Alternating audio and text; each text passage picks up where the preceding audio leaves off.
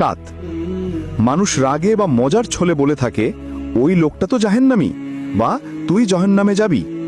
আমরা কারোর অন্তরের বিচার জানি না। রাসূল সাল্লাল্লাহু আলাইহি ওয়াসাল্লাম বলেছেন, যে কারো সম্পর্কে বলল সে জাহান্নামী, যদি সেই ব্যক্তি জাহান্নামী না হয় তাহলে সেই কথাটি বলার ব্যক্তি নিজেই সেখানে যাবে। সহিহ Bukhari. 8 I swear two god, যা মূলত আল্লাহকে নিয়ে শপথ করা। যদি সত্য না হয় তাহলে এটি বড় গুনাহ। 9 ড্যাম বা ড্যামেট, অর্থ ধ্বংস হোক। এটি অভিশাপের মতো কথা, ইসলাম নিরুৎসাহিত করেছে। 10 আমার জীবন শেষ, আল্লাহ বুঝেন না আমাকে। আল্লাহর রহমত থেকে নিরাশ হওয়া বড় গুনাহ।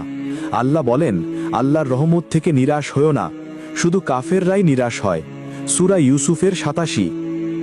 প্রতিটির অর্থ ইসলামী দৃষ্টিকোণ এবং বিকল্প শব্দ, যেমন সুবহানাল্লাহ, আলহামদুলিল্লাহ, আস্তাগফিরুল্লাহ। আল্লাহ আমাদের মুখে একটি ছোট জিহ্বা দিয়েছেন, কিন্তু সেই জিহ্বাই হয়তো আমাদের জান্নাতের টিকিট, আবার হতে পারে জাহান্নামের পথ।